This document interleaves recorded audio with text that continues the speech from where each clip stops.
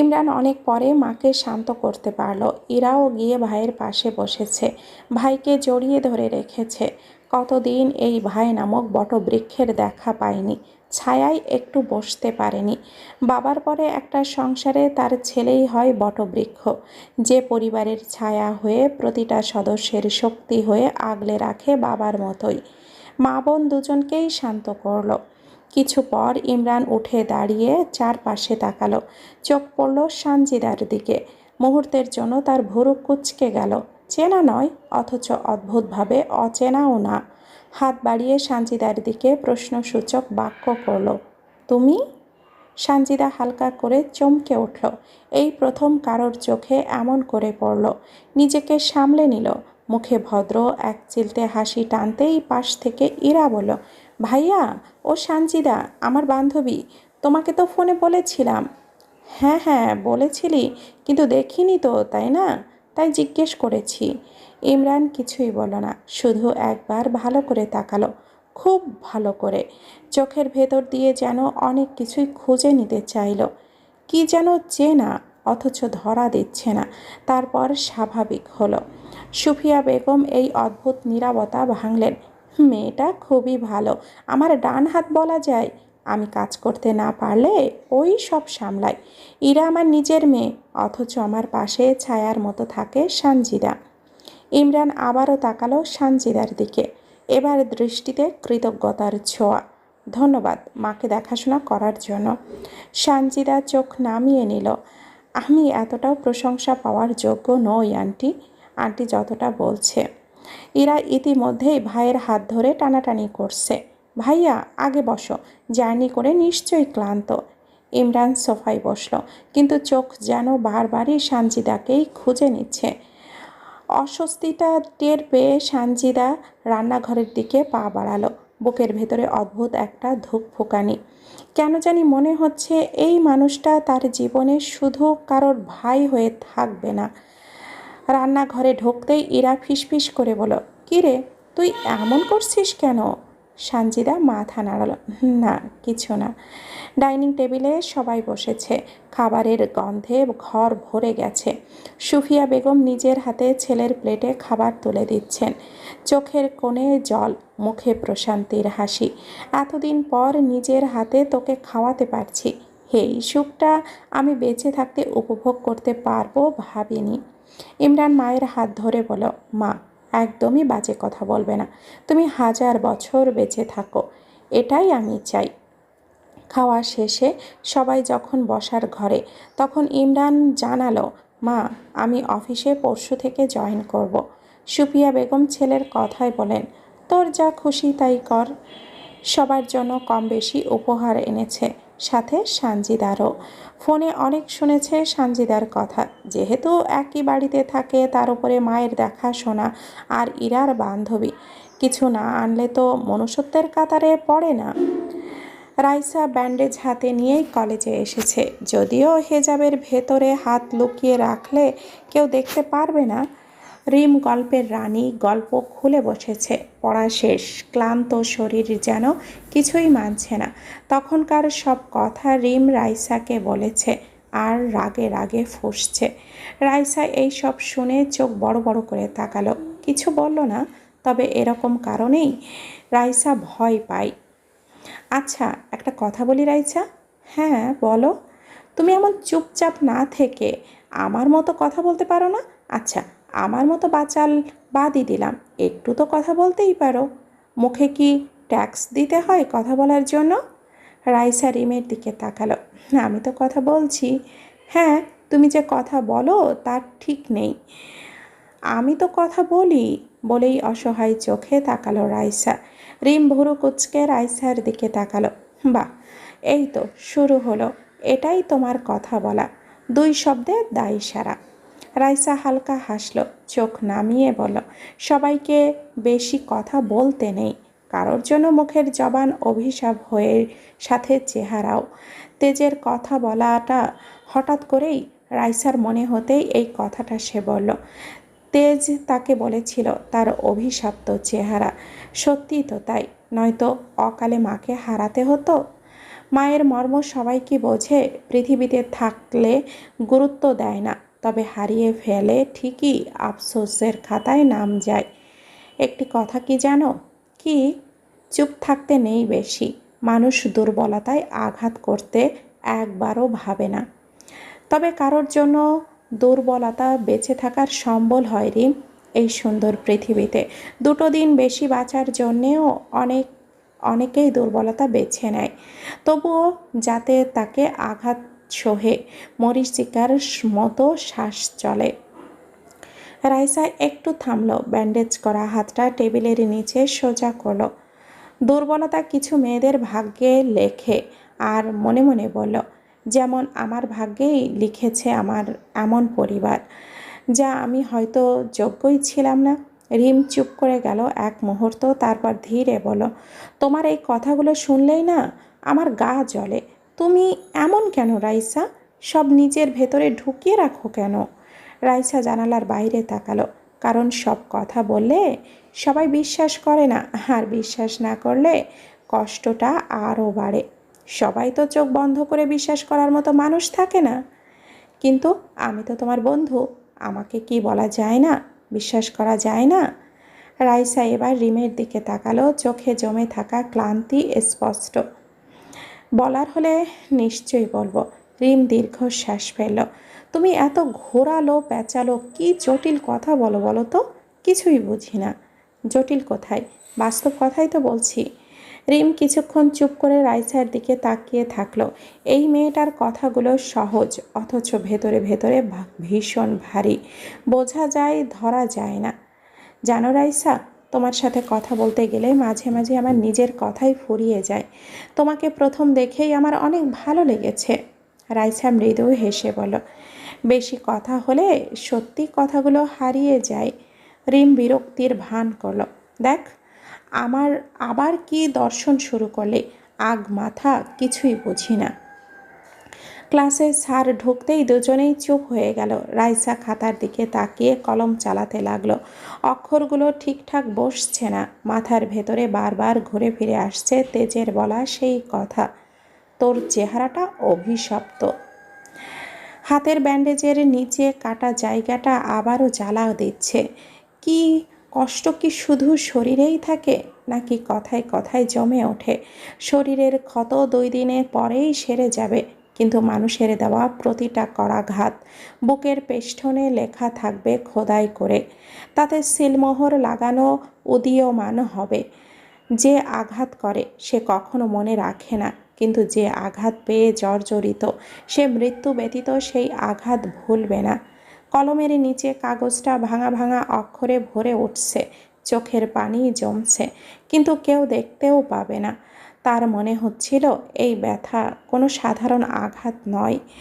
এটা চেপে থাকা, চেপে রাখা সেই সব দিনগুলো যখন সে ছোটবেলায় মাকে হারানোর শোককে চেপে ধরে কাটিয়েছে। কেউ জানে না মাকে হারানো মানে শুধু শূন্যতার মধ্যে ডুবে থাকা নয়। হৃদয়টা যেন প্রতিটি শব্দে কেঁদে ওঠে। তার ছোটবেলার সেই দিনগুলো মনে পড়ল। বাড়ির লোকেরা যখন হেসে খেলে সে তখন এক কোণে বসে কাঁদত। বাবা বা অন্য কেউ তার কান্না দেখত না, বা দেখলেও সেটা শুধুই অপ্রয়োজনীয় মনে হতো। সে শিখেছিল কষ্ট কাউকে দেখানো যায় না। চোখের জলকে গোপন রাখতে হয়, চিৎকারকে গোপন রাখতে হয়। হাতের ব্যান্ডেজটা যেন সেই সব কষ্টের প্রতীক।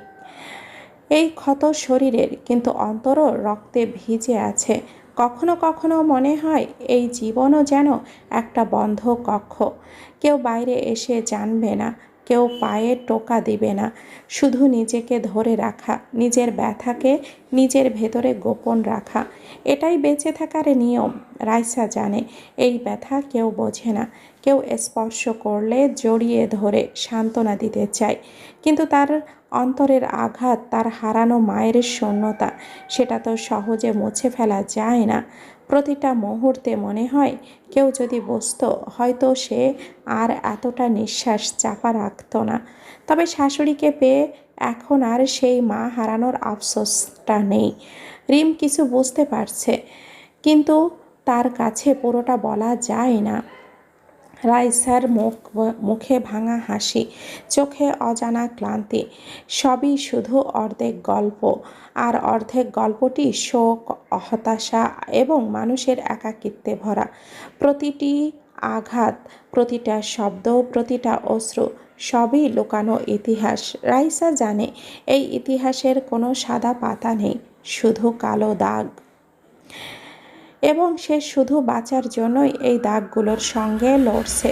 প্রতিটি দিন চুপচাপ, শুধু হাতের ব্যান্ডেজ নয়, মন, হৃদয় সব কিছুই ব্যথার চাদরে মোড়া। মনে হয় জীবনে কোনো আনন্দের ছোঁয়া নেই, যেন এই ব্যথার সঙ্গেই প্রতিস্থাপিত নিজে।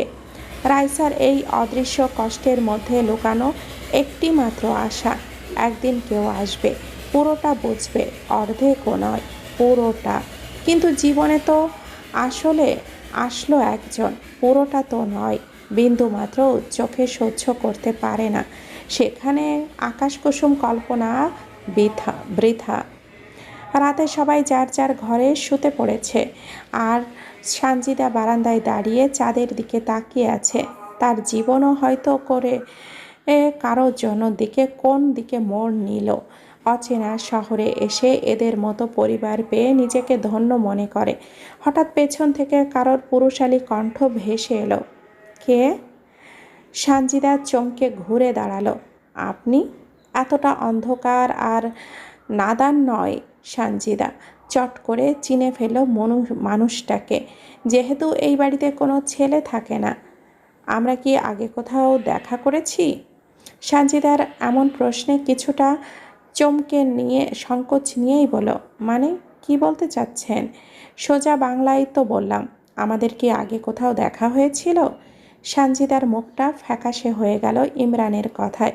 না, আপনি ভুল করছেন, আমাদের আগে কোথাও দেখা হয়নি। ইমরান গভীরভাবে তাকালো।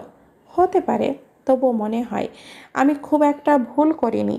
আমার স্মৃতিশক্তি এতটাও দুর্বল নয় যে মানুষ চিনতে ভুল করব। সানজিদা কিছুই বলল না, শুধু ভেতরে ভেতরে জানে এই মানুষটার স্মৃতি একদিন সব সত্য টেনে বের করবেই। অতীতের সেই দিনগুলো চোখের সামনে ভেসে উঠল। চাঁদের আলোয় দুজন দাঁড়িয়ে রইল, নীরবতা, প্রশ্ন আর অদেখা ভবিষ্যতের মাঝখানে দাঁড়িয়ে। দুই মানবী। তাদের অতীতে আসলেই দেখা হয়েছিল, নাকি ভুল হতে পারে? ভবিষ্যতে অবশ্যই দেখা যাবে। তাদের গন্তব্য কোন দিকে? কলেজ ছুটির পরে রাইসা বাসায় যাচ্ছিল। হঠাৎই মনে হলো কেউ তার পেছনে তাকে অনুসরণ করছে। রিকশা থেকে বাড়ির গেটের সামনে নেমেই পড়েছে। পা দুটো থেমে গেল। রাস্তার চারপাশে ভালো করে তাকালো, কিন্তু কেউ নেই। মনের ভুল ভেবে চট করে পা ফেলে বাড়ির ভেতরে চলে গেল। যত বেশি ভাবনা তত বেশি সন্দেহ। রুমে বসে বসে ভাবল, আজকাল এমন কেন হচ্ছে? সে তো নিচেই ঘুমিয়েছিল, তাকে খাটের উপরে নিয়ে গেল কি করে? আর এই আড়ালে দুই চোখের রহস্যটা কি শুধুই মনের ভুল? 2 দিন কি করে মনের ভুল হতে পারে? কি ছিল? এইসব ভেবেই বুকে হাত দিল। প্রচণ্ড ব্যথা করছে বুকে, এত চাপ নিতে পারছে না। আজকে বায়না ধরেছে তেজের বাড়িতে আসবে। তেজের 2 হাত 2 বিটকেল ধরে আছে। জিহবা ভুরু উঁচিয়ে উঠল। কিরে ফাহিম, তোর মতলব কি বলতো? আমি না হয় আমার দুষ্টু কোকিলের জন্য ওদের বাড়ি যেতে চাই, কিন্তু তুই কেন ওর হাতটা ধরে রেখেছিস? সত্যি বলতো, তোর কাহিনী কি?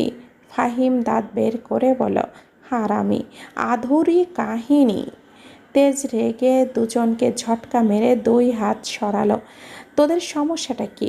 নিজের বাড়ি নেই? সেখানে যা। এভাবে বলতে পারলি তুই? জানিস আন্টি আমাদের মতো মত ভালোবেসে যেতে বলে, আর সেই জোরেই আজকে তোদের বাড়িতে যাব, তোকে নিয়ে যেতে হবে না। বলেই দম নিল ফাহিম।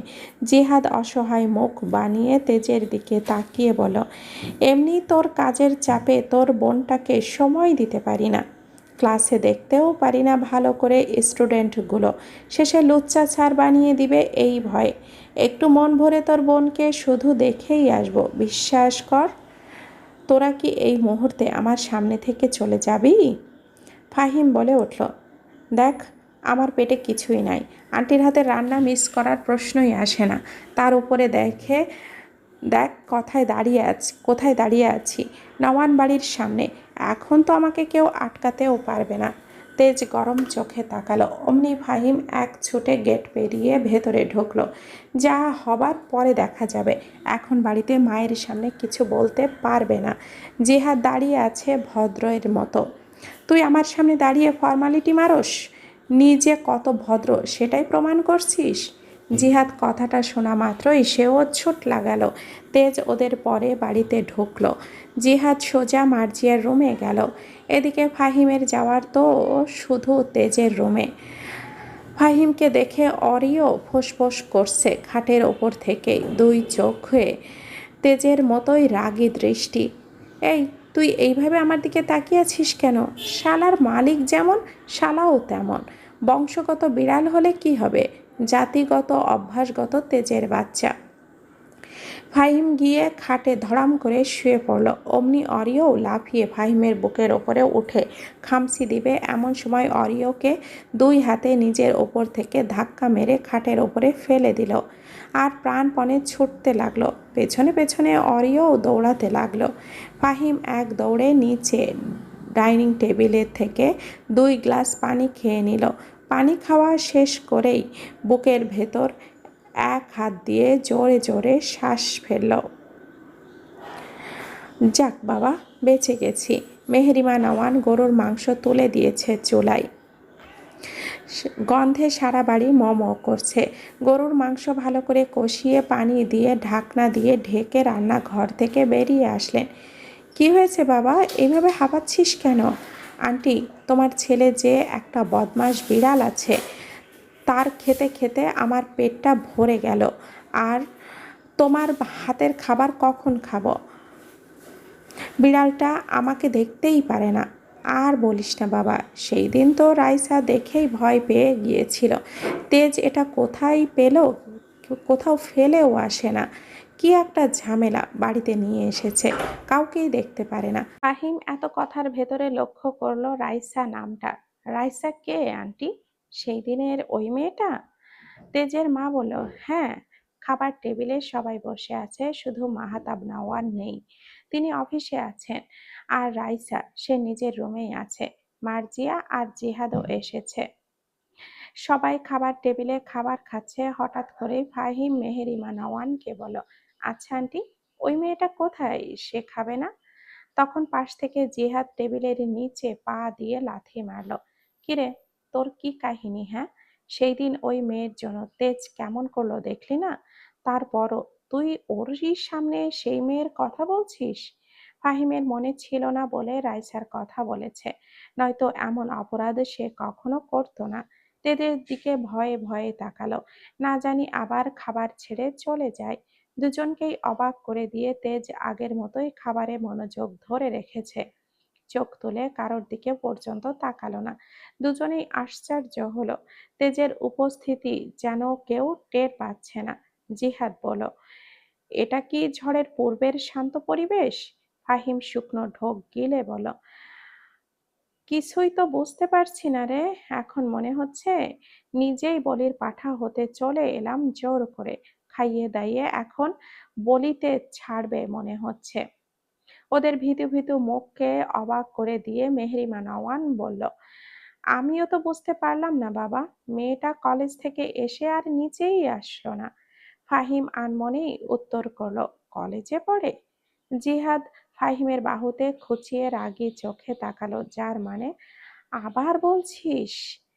তোমরা খাও, আমি দেখে আসছি। বলেই মেহরিমা নওয়ান যেতে নিলে সঙ্গে সঙ্গে নীরব থাকা তেজ বলল, মা, এখানে কার কি লাগবে সেটা দেখো, পরে যা করার করো।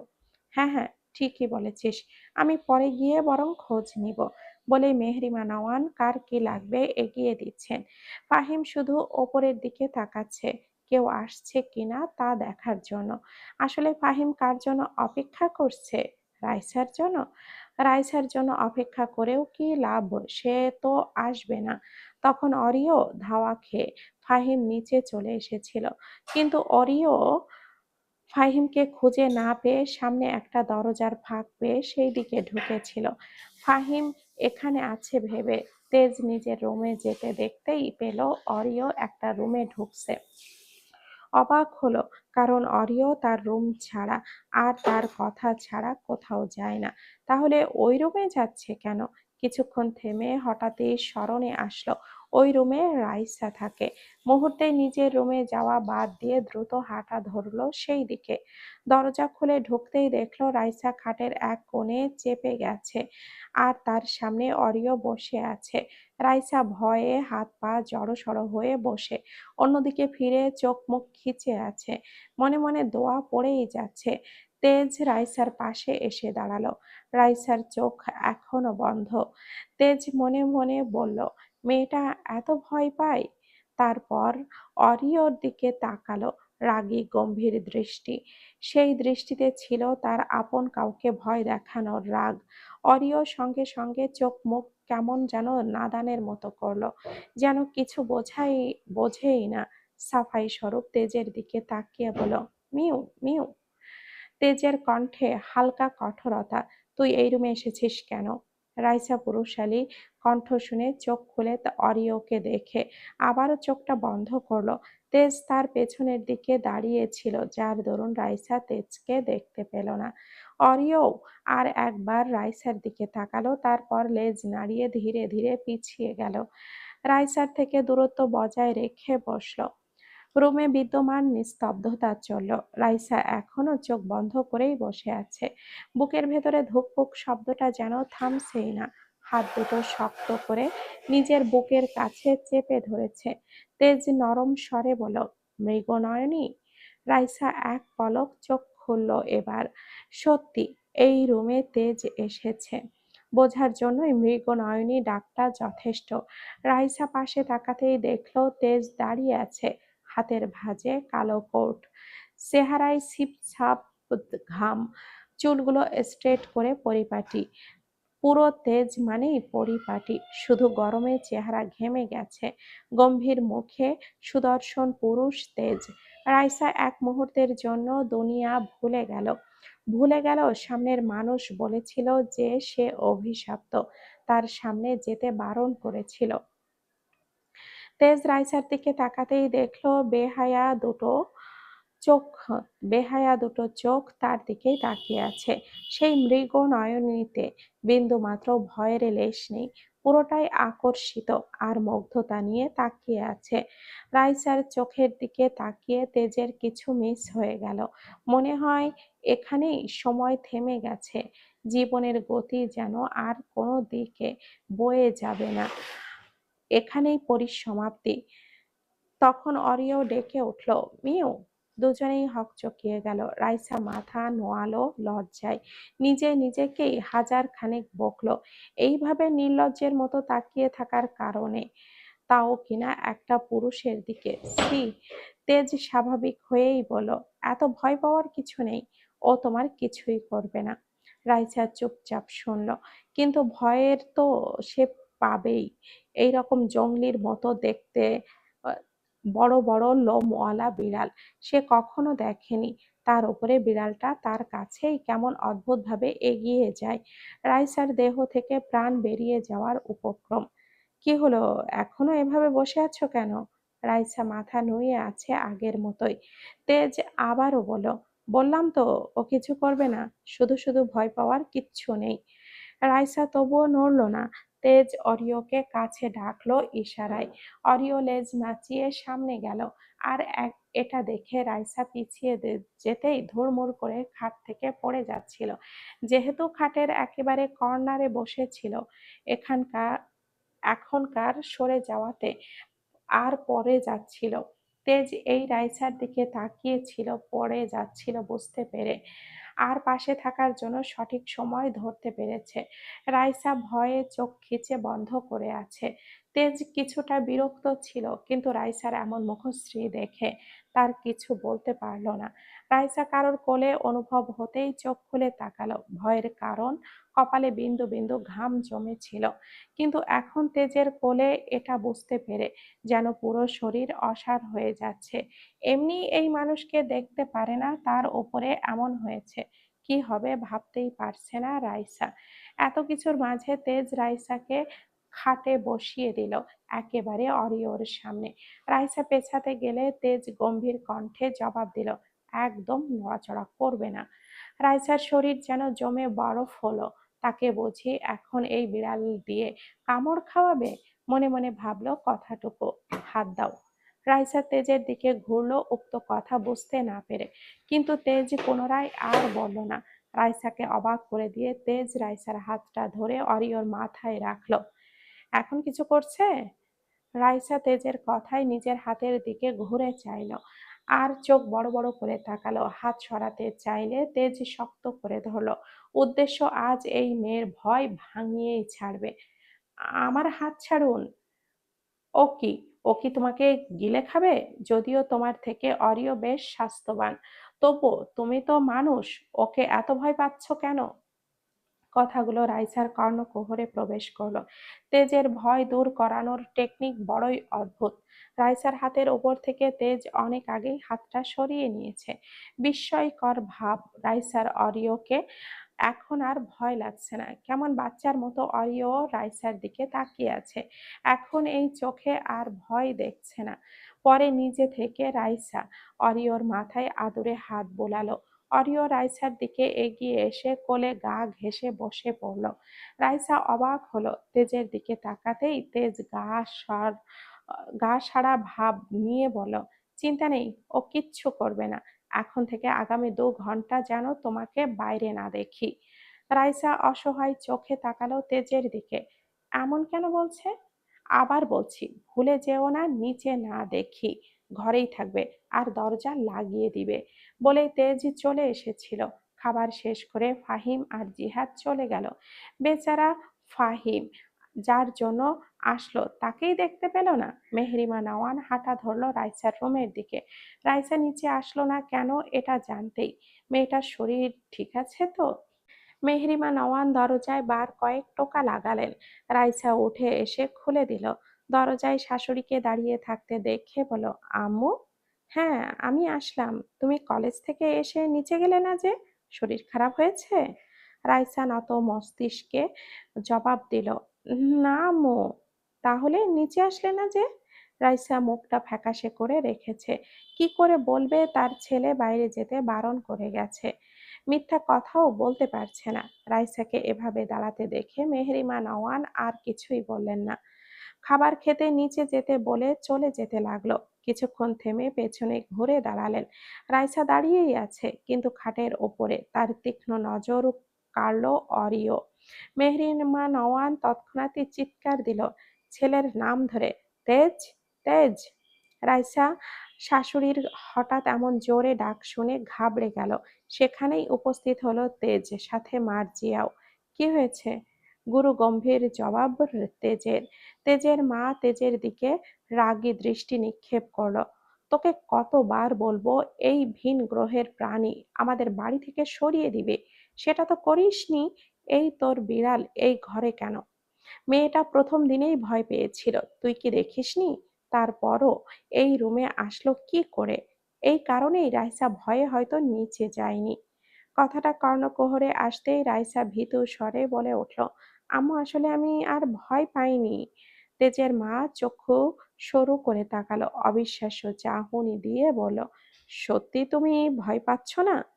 রাইসা উত্তরে মৃদু মাথা নাড়ালো। মার্জিয়া চটজলদি রাইসার কাছে এগিয়ে গেল। কি বলছো তুমি? তুমি ওকে ভয় পাচ্ছ না? আমিই তো ভীষণ ভয় পাই। তেড়ে আসে আমার দিকে, যেন কাঁচাই আমার হাড় হাড্ডি একেবারে মাংস থেকে ছিঁড়ে ছিঁড়ে খাবে। রাইসা শুধু মুচকি হাসলো। তেজ ওদের কথা শুনে বিরক্ত। রাইসা রুমে ঢুকে খাটের ওপর থেকে ঘুমন্ত অরিওকে নিয়ে গেল। রাইসা একবার তাকালো অরিওর দিকে। এতক্ষণ কি সুন্দর রাইসার কোলের ওপরে শুয়ে মাথা দিয়ে শুয়ে পড়েছিল। একদম ছোট্ট বাচ্চার মতো। রাইসা ক্ষণিকের জন্য হলেও নিজেকে কেমন যেন মা লাগছিল। একটা বিড়ালের প্রতি প্রতি যদি এত অনুভূতি হয়, তাহলে নিজের সন্তান হলে কেমন হয়? ভাবতেই লজ্জায় কুঁকড়ে গিয়েছিল। সে তো সন্তানের আশা করে না। এই বাড়িতে থাকার মাথা গোঁজার একটা ঠাঁই পেয়েছে। এটাই তো অনেক। খাবার খেয়ে শুয়ে পড়েছে সবাই। আজকে মাহতাব নওয়ান কাজের বাইরে যাওয়ার জন্য ফিরতে রাত হয়েছে। দরজায় বেল বাজালো, রাইসা এসে খুলে দিল। আজকাল মাহতাব নওয়ানকে দেখলেই বাবার কথা মনে পড়ে। লোকটা কত আদর করে, মার্জিয়া যেমন আম্মু ডাকে। রাইসাকেও কি আম্মু বলে সম্বোধন করে? আর কয়জন মেয়ের কপালে এমন শ্বশুর জোটে? রাইসা দরজা খুলতেই ক্লান্ত শরীর নিয়ে মুখে হাসি ঝোলালো রাইসাকে দেখে। তুমি এত রাতে এসেছো কেন আম্মু? সবাই কি ঘুমিয়ে গেছে? রাইসা মাথা নাড়ালো। আম্মু হয়তো ঔষধ খেয়ে শুয়ে পড়েছে, তাই উঠতে পারেনি। আচ্ছা, তুমি নিজের রুমে যাও, আমি দরজা লাগিয়ে দিচ্ছি। আপনি ভাত খাবেন না আব্বু? মাহতাব নওয়ানের বুকটা যেন শীতল হয়ে গেল। এমন মিহি কণ্ঠে সে মতোই জবাব দিল, অনেক রাত হয়েছে, কাল সকালে খেয়ে নিব আম্মু, তুমি যাও। রাইসার বড্ড খারাপ লাগলো। রাত হয়েছে আর মেহেরিমা নওয়ান ঘুমিয়ে আছে বলেই সে খাবেন না সেটা বুঝতে পেরেছে। আব্বু, আপনি হাত মুখ ধুয়ে আসুন, আমি খাবার দিচ্ছি। না না আম্মু, তোমাকে কষ্ট করতে হবে না। একটা রাত না খেলে সমস্যা হবে না। আপনি কি আমার হাতে খেতে চাচ্ছেন না আব্বু? রাইসা কথাটা বলে মাথা নোয়ালো। তার বাবা যখন রাত করে ফিরতো, রাইসা খাবার বেড়ে দিতে গেলে বলতো, তোর মতো শকুনের হাতে খাবার খেলে পাপ হবে, আমার পাপ। আমাদের সংসার থেকে তো তোর সংসারের অবনতিই করে যাচ্ছিস শুধু। তোর জন্য আমার রোহিণী আমাকে ছেড়ে চলে গেল। তুই তো দুনিয়াতে এসেছিস ধ্বংস নিয়েই। তোকে তো হাসপাতালের ঝুড়িতে ফেলে দিয়েছিলাম, কিন্তু ডাক্তাররা আমাকে পুলিশ কেস করার ভয় দেখালো। সেখানেই তোর জন্য আমাকে অপদস্থ হতে হলো। যদিও মাহতাব নওয়ানের আম্মু ডাকে, নিজের বাবার অনুভূতি ছিল, তাই ভেবেছিল বাবাকে না খেয়ে কিভাবে রাখবে সে।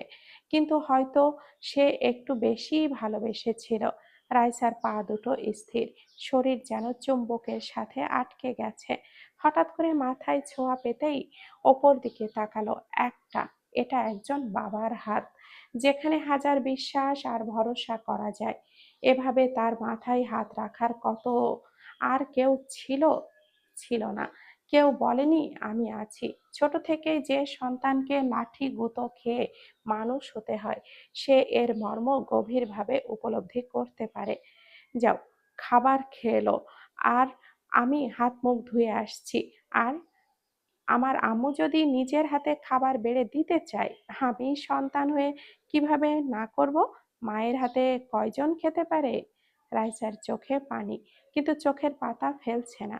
তাহলেই যে গড়িয়ে পড়বে সাগর থেকে সমুদ্রে। রাইসা চট করে গিয়ে ডাইনিং এ খাবার বেড়ে দিল। ইতিমধ্যে মাহতাব নওয়ান হাজির হলো।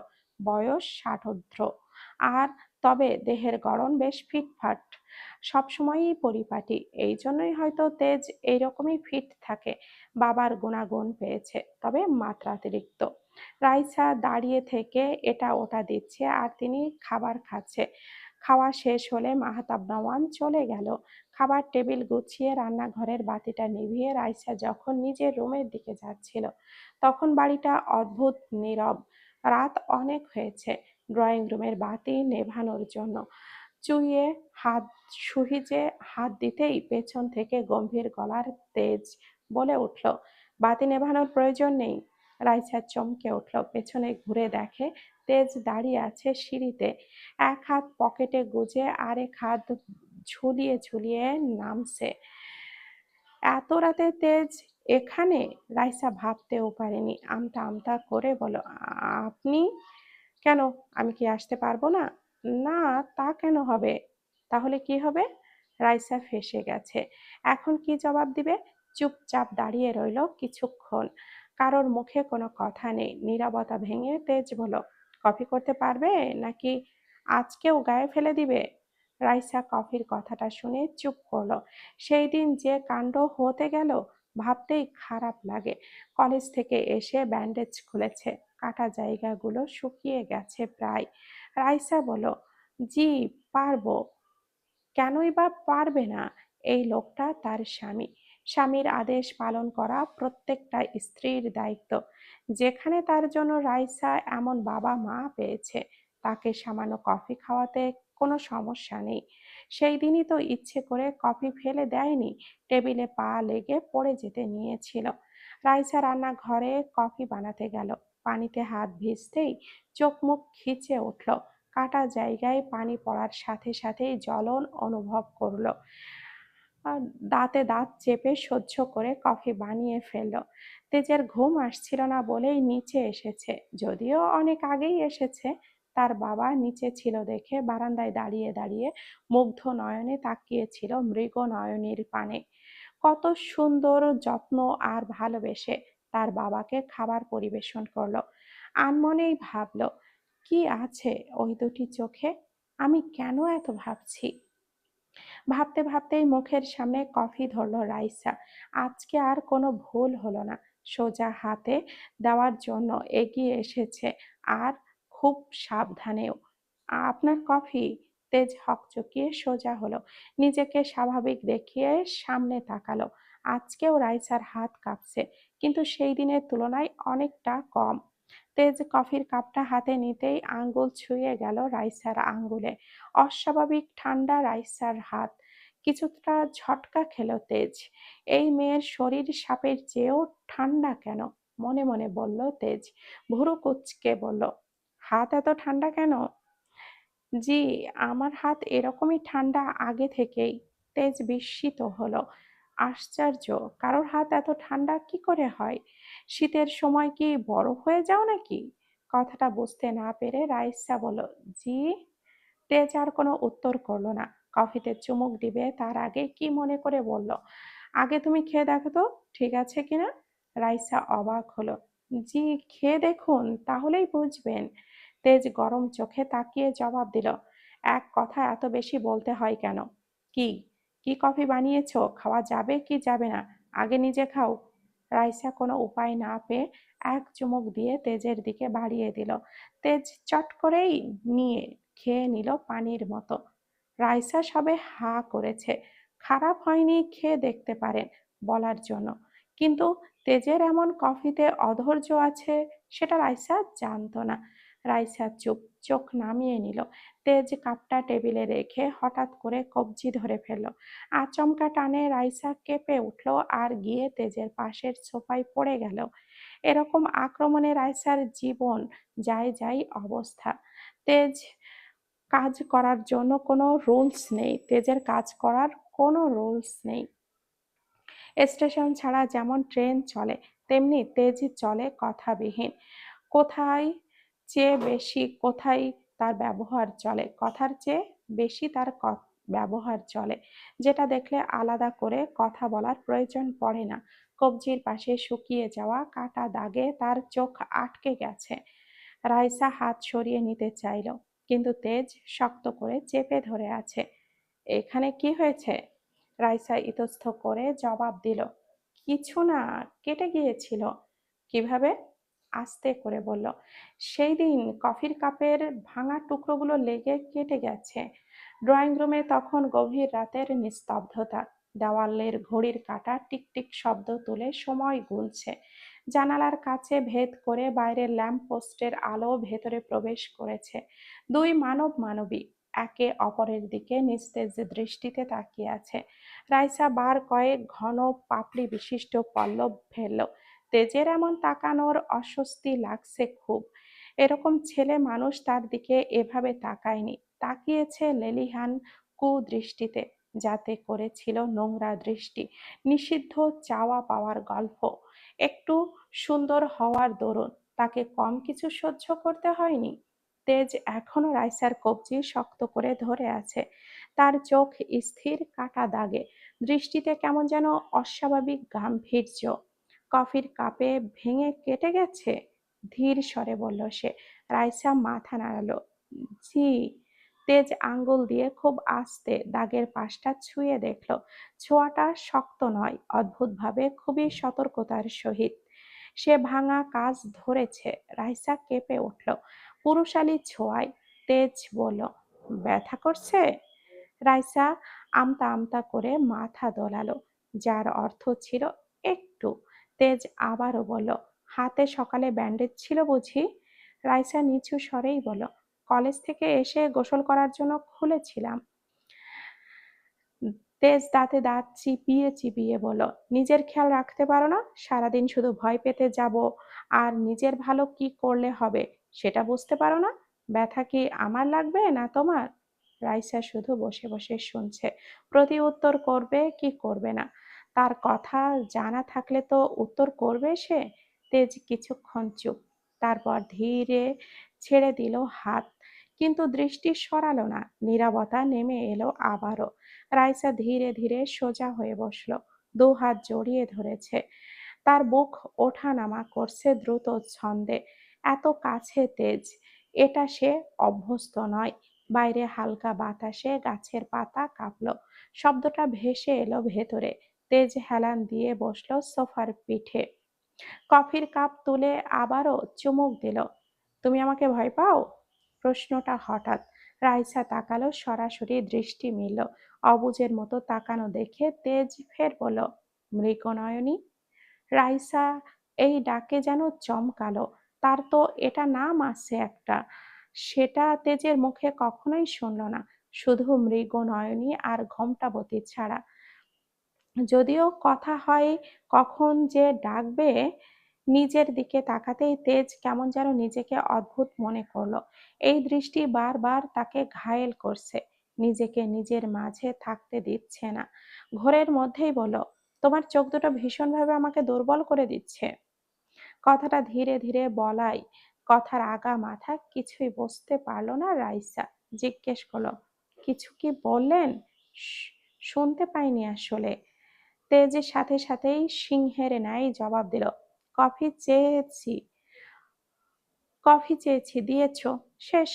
আবার এখানে বসে আছো কেন? যাও এখান থেকে। বলেই তেজ আর অপেক্ষা না করে নিজেই চলে গেল। রাইসা একা একা বসেই রইল। আসলেই তেজের মতো গতি আসলেই তেজের মতি গতি বোঝা দায়। কখন কি বলে আর কি করে নিজেই জানে না। রাইসা লাইটটা নিভিয়ে নিজের রুমে চলে গেল। তেজ তার রুমের ব্যালকনিতে দাঁড়িয়ে আছে। খুব রাগ হচ্ছে নিজের ওপরেই। বারবার রাইসার দিকে এভাবে হেলে যাচ্ছে। মনকে তাকে রাখার চেষ্টায় ব্যর্থ হচ্ছে। তার এইবার ঠিক করেছে সে এই মেয়েকে সবসময় রাগের চোখে দেখবে। একটা সিগারেট জ্বালিয়ে ঠোঁটের মাঝে ধরালো, ধোঁয়া ছেড়ে দিল শূন্যের মাঝে। নির্বাক আকাশের দিকে তাকালো। আকাশটাও কেমন নীরব, তার মতোই। বড়ই অদ্ভুত লাগলো। এভাবে কখনো আকাশের দিকে সময় নিয়ে তাকানো হয়নি। সিগারেট শেষ করে বারান্দা থেকে রুমের দিকে পা বাড়ালো তেজ। সকাল সকাল রাইসা নিচে নেমে পড়ল শাশুড়িকে সাহায্য করার জন্য। যদিও তিনি বারবার বারণ করেন, কিন্তু রাইসা সে তো এত বারণ না শুনেই সাহায্য করার জন্য ছুটে আসে। সকালে উঠে রান্না করা রাইসার অভ্যাস, তাই হাত পা চুপ করে বসে থাকতে পারে না সে। হাজার অসুস্থতায়ও রান্না থেকে একদিনেরও ছুটি মেলেনি। মরার মতো জ্বর নিতেও রান্নাঘরে খাওয়া বানাতো। তখন যদি পারে, এখন সুস্থ থাকতে পারবে না। এমন মায়াবতী মায়ের সাথে সামান্য সাহায্য করে দিতে পারলে নিজেকে ভাগ্যবতী মনে হবে। মায়ের কোনো কাজে আসতে পারলে এতেই তার খুশি। রাইসা বেশ আনন্দের সহিতে হাতে হাতে রুটি বেলে দিচ্ছে। মেহরিমা নওয়ান কিছুটা অবাকের সুরে বলল, তুমি এত সুন্দর আর এত তাড়াতাড়ি রুটি বানাচ্ছ কিভাবে? তোমার আম্মু বুঝি শিখিয়েছে? রাইসা মৃদু হাসলো, মনে মনে আওড়ালো, মা, সে তো শেখানোর সময় পেল না। আর যে মা ছিল সে তো শিখিয়ে পড়িয়েই নিয়েছে। কাজ করতে হবে বই কি, নিজের স্বার্থের জন্যই শিখিয়েছিল। তবে সেই সময় এত মধুর ছিল না। এক পাতিল চালের গুঁড়োর সেদ্ধ করে বসিয়ে দিয়েছিল, আর সামনে একটা মোড়া পেতে বসেছিল নাবিলা বেগম। সাথে নিয়েছিল কাঁচা বাঁশের বেত। রুটি না হলেই হাতের ওপরেই একটা একটা করে বাড়ি পড়তো। ব্যথায় কুঁকড়ে যেত হাত দুটো। তবে দয়াময়ী ছিলেন প্রচুর। কেননা হাত থেকে বেলুনি রেখে যদি ওপরে উঠিয়ে দেখত, তার ভালোবাসার বেত হাতের জন্য দ্বিগুণ বাড়ি পড়তো। এই ভয়ে রাইসা হাতও উঠাতো না। দাঁত দিয়ে ঠোঁট চেপে ধরে আঘাত সহ্য করত। চোখের পানি রুটিতে পড়ে রুটি ভিজে নরম হয়ে যায়। রুটিও হয়তো রাইসার ব্যথায় ঝটপট সুন্দর হতে লাগলো। 15টা বেতের বাড়ি খাওয়ার পর রাইসা রুটি বানানো শিখে ফেলেছে। শুধু যে রুটির পেছনে এমন সুন্দর ইতিহাস রচিত ছিল তা নয়, রাইসা যা কাজ জানে সবার পেছনেই লুকায়িত আছে এক দুর্বিষহ সত্য। নয়তো যেখানে 18 বছরের মেয়েরা ম্যাচ ঠুকিয়ে আগুন আগুন জ্বালাতেও পারে না, সেখানে 8 বছরের রাইসা রান্নার কাজে নিয়োজিত ছিল। যার ঘরে মা নেই, খোঁজ নিলে দেখা যাবে প্রতিটা মেয়ের জীবনে এমন একজন দক্ষ নাবিলা বেগম আছেন, যিনি নিজ দায়িত্বে নিজের সন্তানের মতোই পরম যত্ন নিয়ে সব কাজ শিখে দেন। এত ভালোবাসা অনেকেই হয়তো সহ্য করতে না পেরে প্রতিবাদ করে, আবার অনেকেই জীবনের ভয়ে হার মেনে অক্ষরে অক্ষরে পালন করে বেদবাক্য। রাইসা তার হাতের শেষ রুটিটা বানিয়ে তাওয়াতে দিয়ে দিল। মেহেরিমা নওয়ানের দৃষ্টি রাইসার আটকে গেল। নাবিলা বেগমের সেই দিনের কথা মনে পড়ল। বিয়ের দিন বলেছিল রাইসা খুব ভালো কাজ পারে, সব কাজে এতটাই দক্ষ মানুষের মতো একেবারে। খুদ বের করা বড়ই কঠিন ব্যাপার নয়, বরং অসাধ্যও বটে। রিম কলেজে আসার সময় ভার্সিটির গেট থেকে পেছনে পেছনে আসছে নির্ঝর। আজব কথা, যে রিম কোনো পাত্তাই দিচ্ছে না, তার চেয়ে সিনিয়র, তারপর এত দেমাগ। মনে মনে কিছুটা রাগ হলো নির্ঝরের। এগিয়ে এসে রিমের হাতটা ধরল। মাঝপথে এমন হাত ধরায় রিম ক্ষেপে দাঁতে দাঁত চেপে বলল, হাত ছাড়ুন ভাইয়া। নির্ঝরের যেন কোনো হুঁশ নেই। সে শুধু একটা কথাই জানতে চায়, রিম কেন তাকে ইগনোর করছে। সে ভালোবাসার কথা বলল, তার জন্য রিপ্লাই দিল না। রাইসা আবারও বলল, সরি, রিম আবারও বলল, হাত ছাড়ুন বলছি। নির্ঝর শয়তানির হাসি দিয়ে বলল, হাত ধরেছি যখন আর ছাড়ার প্রশ্নই আসে না। আপনি হাত ছাড়বেন নাকি আমি অন্য কিছু করতে বাধ্য হব? অন্য কিছু কি করবে বেবি? বলে গাল এগিয়ে দিল নির্ঝর। লজ্জা মাখা হাসি নিয়ে বলল, চাইলে তুমি দিতেই পারো দুইটা চুমু, আমি মোটেও বারণ করব না। কিন্তু একটা কথা, আমি উত্তর না পাওয়া পর্যন্ত তোমার হাত ছাড়ছি না। এখানে এমন কেউ নেই যে এই হাত ছাড়াতে সক্ষম হবে, বুঝেছ? রিম হাত টানাটানি করছে। যতই হোক, একটা ছেলের সাথে পেরে ওঠা মুশকিল। আর সেই হাতটা যদি জানোয়ার রূপী মানুষের হয়, তাহলে তো আর ভালো আর ভালোভাবে অসম্ভব, তাই নাকি?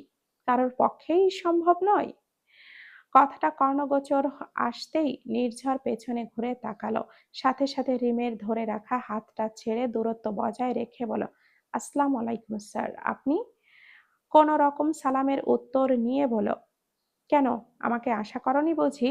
নির্ঝর তো মনে মনে বলল, এসেই যখন পড়েছেন আমার কাজে বাধা হয়ে আর আশার কি আছে। মুখে মুচকি হাসি ঝুলিয়ে বলল, না স্যার, তেমন কিছু না। রিমের দিকে তাকিয়ে বলল, তুমি কিসে পড়ো?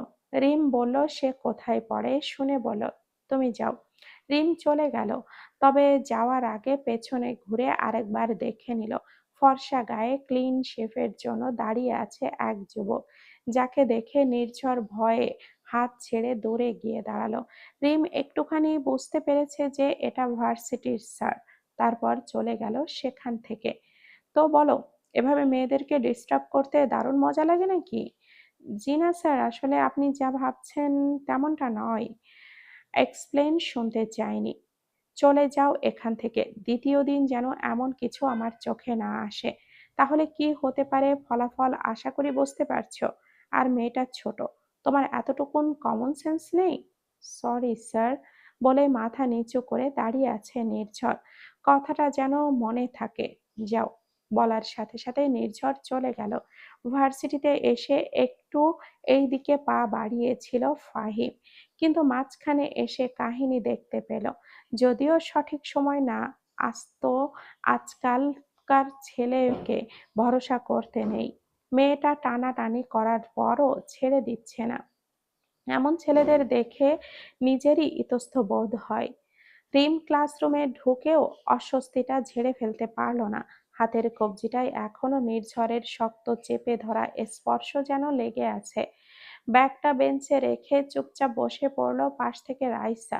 কৌতূহলী চোখে তাকিয়ে বলল, কি হয়েছে তোমার? মুখ এত ফ্যাকাশে কেন? কিছু না।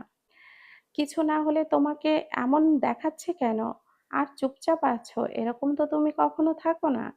রিম মুখ ফিরিয়ে নিল। কথা বলতে ইচ্ছে করছে না, কিন্তু রাইসার দৃষ্টি এড়ানোও কঠিন। সে ধীরে বলল, ভার্সিটির গেটের সামনে ওই ছেলেটা ঝামেলা করেছিল? কথাটা শোনা মাত্রই রাইসার ভুরু কুঁচকে গেল। কি করেছে? তুমি ঠিক আছো তো? রাইসার এমন বিচলিত কণ্ঠ শুনে রিম বলল, আর টেনশন নিও না। হাত ধরেছিল, ছাড়তে চাইছিল না। রাইসার বুকটা ধক করে উঠল। এই জন্যই তো সে কোনো মানুষের সাথে কথা বলে না। মানুষকে তার বড্ড ভয় লাগে। জন্ম নিয়েও কি মনুষ্যত্বের পরিচয় পাওয়া যায়? ধীর স্বরে বলো, তারপর? তারপর আর কি? এক স্যার এসে পড়াই ছেড়ে দেয়। স্যার যদিও না আসতো, তবে বেটার মাথা ফাটিয়ে দিতাম। আমারে চেনে নাকি এখনো? এক লাথি দিয়ে মঙ্গল গ্রহ ঘুরিয়ে আনবো। একদম ফ্রি টিকিট, না ভিসায়। রাইসা স্বস্তির নিঃশ্বাস ফেল। রিম যে এইসব ভয় পায় না এটা জানে। এরকম সাহস থাকলে দুনিয়াতে বেঁচে থাকা যায়। ভয়ের জোরে পিঁপড়ের মতো জীবন নিয়ে লুকিয়ে লুকিয়ে থাকাকে জীবন বলে না। ঠিক তখনই ক্লাসে ঢুকলো সেই স্যার ফাহিম। সবাই দাঁড়িয়ে সালাম দিল। রিম চুপচাপ বসে রইল। ফাহিম একবার ক্লাসে ঘুরে তাকাতে তাকাতে রিমের দিকে নজর দিল। ভীত, অস্বস্তিকর মুখটা তার চোখ এড়ালো না। তবে কিছুই বলল না, শুধু লেকচার শুরু করলো। ক্লাস চলাকালীনও রিমের মন বসলো না। আর রাইসা অদ্ভুতভাবে চুপ, খাতায় লিখছে। ফাহিম চলে গেল। রিম রাইসাকে বলল, এই স্যারই তখন ছিল? রাইসা অবাক হলো। রাইসার কিছুটা চেনা চেনা ঠেকলো ফাহিমকে। মনে হলো কোথাও দেখেছে, কিন্তু মনে করতে পারছে না। হেই সুন্দরী, একটু তো প্রেম দাও। কথাটা কানে আসতেই রিম ঘুরে তাকালো। কথাটা শুনেই বুঝতে পেরেছে কাঙ্ক্ষিত ব্যক্তিটা কে। অমনি দপ করে জ্বলে উঠল মাথার আগুন। রিম ঘুরে তাকালো, সাথে রাইসাও ছিল। সবে শাপলা পুকুর পেরিয়ে এসেছে, তাতেই পেছন থেকে ডাক পড়ল নির্ঝরের। কয়েকবার কয়েক ডাকার পর রিম থেমে গেল। মেজাজ তো এইবার সীমা ছাড়িয়ে গেছে, আর থামানো অসম্ভব। রিম দাঁতে দাঁত চেপে নির্ঝরের সামনে গিয়ে দাঁড়ালো। চোখ দুটো লাল, কপালের শিরা টান টান। কাছে গিয়ে বলল, ভাদাই মা কোথাকার, লজ্জা শরম নাই নাকি? সকালে এত অপমান জিয়াউর পরেও একেবারে আবার এখানে এসেছেন? প্রেম পেছন দিয়া বের করব, বেয়াদ্দপ কোথাকার। ছোট বোনের বয়সী মেয়েকে এসব বলতে লজ্জা করে না? নাকি বাড়িতে মা বোন কেউ নেই? নির্ঝর হেসে মাথা কাত করলো। আরে রাগ করলে তো আরো সুন্দর লাগে, তাই ভাবলাম একটু কাছ থেকে সুন্দর চেহারা দেখি। আর মা বোন সবাই আছে, শুধু তোমার মতো লাল টুকটুকে একটা বউ নাই। রিমের মেজাজ পুরোই বিস্ফোরণ। দেখবেন, চিড়িয়াখানায় গিয়ে দেখুন, আমি কোনো প্রদর্শনী না। পাশে দাঁড়িয়ে রাইসা আস্তে করে রিমের হাতটা চেপে ধরলো, শান্ত করতে চাইলো। কিন্তু আজ রিম থামার মুডে নেই। শুনুন, শেষবারের মতো বলছি, আমার সাথে ফালতু কথা বলতে আসবেন না। আবার যদি এমন আজে বাজে ডায়লগ মারতে আসেন, সোজা অফিস রুমে গিয়ে কমপ্লেন করব। নির্ঝরের মুখের হাসি একটু ফিকে হলো, তবুও দেমাগী গলায় বলল, কমপ্লেন করবে? প্রেম করলে কেচ খেতে হয়। আমি রেডি আছি। যখন কেস দিবে আমি সবার সামনে দাঁড়িয়ে বলবো, যতই তোকে কাছে পায় ও সোনা, দিল মাঙ্গে তো আরো। হাই হাই, স্ট্রবেরি ক্যাডবেরি আর নয় তো না।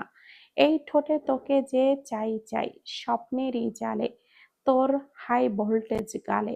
যেই হালকা ঠোঁট রেখেছি, ও শিট, সলিড কেস খেয়েছি। ওহো, সলিড কেস খেয়েছি। রিম তেড়ে উঠল। প্রেম? আপনার সাথে প্রেম করার আগে আমি সন্ন্যাস নেব। চারপাশে দু চারজন দাঁড়িয়ে দৃশ্য দেখছে বুঝতে পেরে নির্ঝর একটু গম্ভীর হলো। আচ্ছা ঠিক আছে, যাচ্ছি, কিন্তু মনে রাখিস তোর রাগটা আমাকে আরো জেদ ধরিয়ে দিচ্ছে। রিম আর এক সেকেন্ডও দাঁড়ালো না, ঘুরে দ্রুত হাঁটা দিল। রাইসা পেছনে পেছনে কিছু দূর গিয়ে রাইসা ফিসফিস করে বলল, আমার অনেক ভয় করছে রিম, যদি তোমার কোনো ক্ষতি করে দেয়। রিম থেমে তাকালো। মানুষ আগে সম্মান করতে শেখে, বিরক্ত করা প্রেম না। রাইসা চুপ হয়ে গেল। দুজনেই রিকশায় উঠে চলে গেল। পেছন থেকে রাফিদ ওই বোরখার পরিহিত মেয়েটার চোখ দুটোই আটকে গেল। সবে এসে দাঁড়িয়েছিল নির্ঝরের পেছনে, তাতেই সামনে দেখতে পেল দুইটা মেয়ে রিকশায় উঠছে। বুঝতে বাকি রইল না সেই দিনের দুইটা মেয়ে। গরমের দুপুরটা যেন আগুনের ঢালা নীরবতা। আকাশে এক ফোঁটাও মেঘ নেই। সূর্য ঠিক মাথার উপরে জ্বলন্ত থালার মতো ঝুলছে। রাস্তাঘাট ফাঁকা, পিচঢালা পথ তাপে কাঁপছে। বাতাস বইছে কিন্তু তাতেও শীতলতা নেই। উল্টো উষ্ণ দমকা হাওয়া গায়ে লেগে ঘামকে আরো আঠালো করে তোলে। গাছের পাতাগুলো নিস্তেজ হয়ে ঝুলে আছে, মাঝে মাঝে শুকনো পাতার খসখস শব্দ মাটিতে। ঘাম ঘাম মুখে বাড়িতে ঢুকতেই দেখল রাইসা সোফায় বসে সমরেশ মজুমদারের কালজয়ী বইটার ভেতরে মুখ গুজে বসে আছে। রাইসাকে দেখে তেজের বুকের ভেতরটা হঠাৎই কেমন যেন অস্থির হয়ে উঠল। সিঁড়ির মোড়ে দাঁড়িয়েই থেমে গেল সে। দুপুরের রোদে বাইরে পুড়ে এলেও এই ঘরের ভেতরটা আশ্চর্য ঠান্ডা। তবুও তার কপালে ঘাম জমল অন্য কারণে। সোফায় বসে আছে মেয়েটা, মাথা নিচু, বইয়ের পাতায় চোখ, কিন্তু ভুরু কুঁচকানো। মানে পড়ায় মন নেই।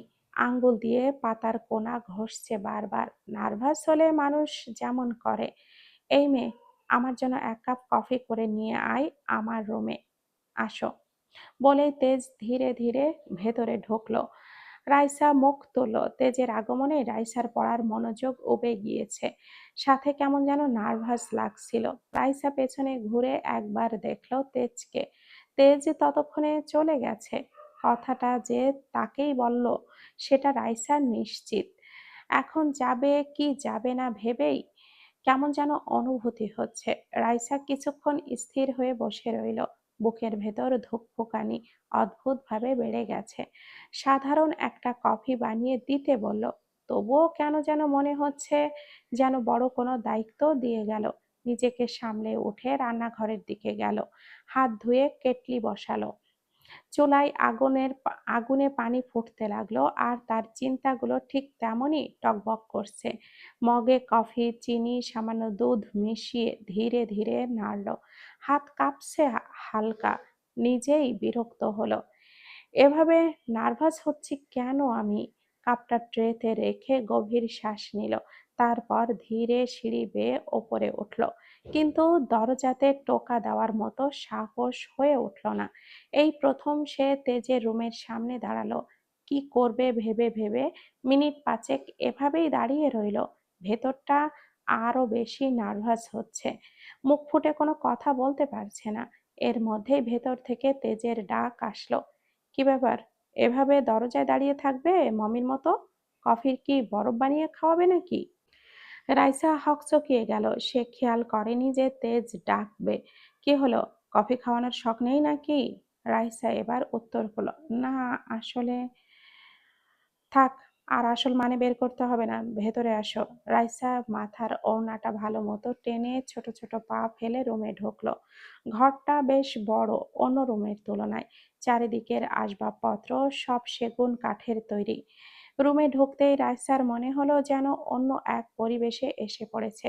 ঘরটা অস্বাভাবিক রকম পরিপাটি, কিন্তু তাতে কোনো কৃত্রিমতা নেই, বরং এক ধরনের ভারী গম্ভীর সৌন্দর্য। দেওয়াল জুড়ে হালকা ধূসর রং, আর তার উপরে কাঠের ফ্রেমে বাঁধানো কয়েকটা বিমূর্ত পেইন্টিং ঝুলছে।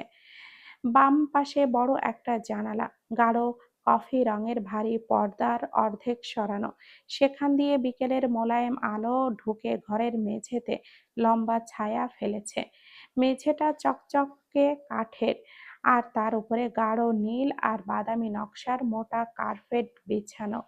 এক কোণায় সেগুন কাঠের বুকশেলফ, সারি সারি বই সাজানো, কিছু ফাইল, কিছু ট্রফি, আর দুই একটা ছোট শোপিস রাখা। বুকশেলফের পাশে লম্বা ল্যাম্প স্ট্যান্ড নরম হলুদ আলো ছড়িয়ে ঘরটাকে আরো উষ্ণ করে তুলেছে। ডান দিকে বড় একটা কাজের টেবিল, পরিপাটি করে রাখা ল্যাপটপ, কলমদানি, কাগজপত্রের ফাইল, আর একপাশে কফির মগ। টেবিলের পেছনে উঁচু পিঠওয়ালা চেয়ার, গাঢ় চামড়ায় মোড়া, আর সামনে দুটো সিঙ্গেল সোফা। মাঝখানে ছোট্ট সেন্টার টেবিল, তার উপরে কাচের ফুলদানি, তাতে সাদা লিলি ফুল। ঘরের মাঝ বরাবর সেগুন কাঠের বড় খাট, সাদা ধূসর বেড কভার টান টান করে বিছানো। বালিশগুলো একদম ঠিকঠাক ভাবে সাজানো, দেখলেই বোঝা যায় এখানে এলোমেলো কিছু তেজ পছন্দ করে না। বাতাসে হালকা কাঠের গন্ধ মিশে আছে, সাথে কফির উষ্ণ সুবাস। সব মিলিয়ে ঘরটা যেমন পরিণত তেমনই রহস্যময়। রাইসা চারপাশে তাকিয়ে অদ্ভুত এক অচেনা অস্বস্তি আর কৌতূহল মিশ্র অনুভূতি টের পেল। যেন এই ঘর তার মালিকের মতোই শান্ত, গোছানো, কিন্তু ভেতরে লুকিয়ে আছে অনেক না বলা অনুরক্তি। রাইসা পুরো ঘরে নজর বুলিয়ে মাথা নিচু করে দাঁড়িয়ে রইল। তেজ ফ্রেশ হয়ে আয়নার সামনে দাঁড়াতেই রাইসাকে দরজার ফাঁক দিয়ে দাঁড়িয়ে থাকতে দেখে আর তারপরই তাকে ডাক দিয়েছে। রাইসা পা থেকে মাথা পর্যন্ত দেখে নিল, কাছ থেকেও কিছুটা তীক্ষ্ণ দৃষ্টিতে তাকালো। মেয়েটা ভয় পাচ্ছে সেটা বুঝতে অসুবিধা হলো না তেজের। কি হলো, কফি দাও। রাইসা কফি এগিয়ে দিল তেজের দিকে। কফি হাতে নিয়ে চুমুক দিল। এত সুন্দর কফি বানায় যে তেজ ই কফি খেয়েই জীবনটা পার করে দিতে পারবে। বুঝে উঠতে পারে না এই মেয়ের হাতে কি এমন জাদু আছে। অস্পষ্ট স্বরে বলো, ঘোমটাবতী। রাইসা কাঁপা কাঁপা চোখে একবার তেজের দিকে তাকিয়ে মুহূর্তেই নিম্নে দৃষ্টি রাখল। দু হাত একযোগে যুদ্ধের পরিসীমা চালাচ্ছে। এখন থেকে এখান থেকে যাবে কি করে? ইতিমধ্যেই রাইসার পায়ের কাছে ম্যাও ম্যাও করতে লাগলো অরিও। রাইসা নিচের দিকে তাকিয়ে অরিওকে দেখতে পেয়ে বসে পড়ল। দুই হাতে অরিও মাথার হাত বুলিয়ে দিল। অরিও দুই হাতে লাফিয়ে উঁচু করে রাইসার গলা ধরে কোলে ওঠার চেষ্টা করলো। দুই হাতে কোলে নিতেই অরিও কেমন যেন বাচ্চাদের মতো গলা জড়িয়ে ধরলো রাইসার। রাইসা আনন্দে কেমন যেন বাচ্চাদের মতো অরিওর সাথে হাসছে। সেই হাসির শব্দ নেই, কিন্তু উদীয়মান স্পষ্ট। তেজ টেবিলে একটা হাত রেখে দু পা আড়াআড়ি করে এক পায়ের উপরে ভর দিয়ে দাঁড়িয়ে আছে। কফিতে চুমুক দিতে দিতে দুটি চোখ রাইসার দিকে নিমিত্ত। ঠোঁটের কোণে চিকচিক করছে হাসি। অদ্ভুতভাবে আকর্ষণীয় লাগলে যা তেজ বুঝতে পারছে না এই ভালো লাগা আসলে কি। কিছুক্ষণ পর কফি শেষ হলে রাইসার দিকে এগিয়ে আসলো। অরিওকে কোলে নিয়ে আছে রাইসা। হঠাৎই তেজ কাছে আসায় চমকে উঠল। তেজের দিকে রাইসার দুটি চোখ ভীতু নজরে তাকালো। মৃগনয়নী, আপনি এই নামে আমাকে ডাকেন কেন? রাইসা অনেক সাহস সঞ্চয় করে এই কথাটা বলেই ফেলল। তার তো একটা নাম আছে, তাহলে এরকম নামে ডাকার কারণটা কি? আমি তোমার নাম জানি না। তেজের সহজ স্বীকারোক্তি শুনে রাইসা অবাক হয়নি, কারণ নাম শোনেনি, জানবে কি করে? সত্যি তো বলেছে। তাই নিজ দায়িত্বে রাইসা বলো, আমার নাম রাইসা। তেজ কপাল কুঁচকে মুখের ভঙ্গিমা পরিবর্তন করতে সময় নিল না। রেগে আগুন হয়ে বলল, এই মেয়ে, আমি তোমার নাম জানতে চেয়েছি? তোমার কোনো কিছুতেই আমার কোনো আগ্রহ নেই। যাও এখান থেকে। হঠাৎ এমন ধমকে রাইসার অন্তরাত্মা কেঁপে উঠল। সে তো শুধু নিজের নামটা বলেছে, এতে কি এমন হলো? নিজেই তো বলল নাম জানে না, তাই এমন নামে ডাকে। তেজের কণ্ঠ হঠাৎ করেই বরফের মতো ঠান্ডা হয়ে গেল। চোখের দৃষ্টি কড়া ধারালো, যেন একটু আগেই সেই নরম তাকানো মানুষটা আর নেই। আমি কি তোমাকে বলতে বলেছি? যেটুকু জিজ্ঞেস করেছি শুধু সেইটুকুই উত্তর দিবে। নিজের থেকে কিছু বলার দরকার নেই। রাইসার বুকের ভেতরটা কেঁপে উঠল। কোলে থাকা অরিওটাকে অজান্তেই আরো শক্ত করে জড়িয়ে ধরল সে। আমি আমি ভেবেছিলাম। তোমাকে এত কে বলেছে ভাবতে? নিজের অবস্থানটা আগে বোঝো। রাইসার ঠোঁট শুকিয়ে গেল। আসলে আমি বুঝতে পারিনি। তুমি কি বাচ্চা যে বুঝতে পারো না? নিজের সীমা ভুলে যাচ্ছ কেন? এই বাড়িতে কে কোথায় দাঁড়াবে আশা করি এটা বুঝবে। কথাগুলো যেন সূচের মতো বিঁধল। রাইসার চোখ চিকচিক করে উঠল, কিন্তু সে মাথা নিচু করেই রইল। আমি তো শুধু নামটা বলেছি। কে শুনতে চেয়েছে? তেজ এবার এক পা এগিয়ে এলো। আমি না আমি না জিজ্ঞেস করলে অপ্রয়োজনীয় কথা বলবে না, আমার সময়ের দাম আছে। ঘরের ভারী নীরবতা যেন ঘরের ভেতরেই শব্দগুলো প্রতিধ্বনিত হয়ে কানে বাজছে। অরিও রাইসার কোল থেকে তেজের দিকে তাকিয়ে ম্যাও ম্যাও করছে, হয়তো বোঝানোর চেষ্টা করছে রাইসাকে কিছু বলো না। তেজ জোর গলায় চেঁচিয়ে উঠল, ওকে নামাও। রাইসা দোনো-মোনো করতে করতে তেজ আরেকবার ধমক দিতেই তাড়াতাড়ি করে অরিওকে নামিয়ে দিল। বিড়ালটা মেঝেতে নেমে তেজের পায়ের কাছে গিয়ে ঘষতে লাগলো। প্রাণী হয়েও ও কতটা বুঝদার, যা বলবো তাই করবে, অথচ মানুষ হয়ে তুমি বোঝো না। রাইসার চোখ ভিজে উঠল এবার। সে এতই বড় অপরাধ করে ফেলেছে। আমি দুঃখিত। এই শব্দটা খুবই সস্তা, বুঝেছ?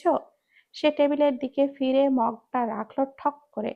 শব্দটা অস্বস্তিকর ভাবে প্রতিধ্বনিত হলো। আর একটা কথা মনে রাখবে, আমার সামনে এসে ভীতু চাহনি, কাঁপা কাঁপা গলা, এগুলো কাজ করবে না।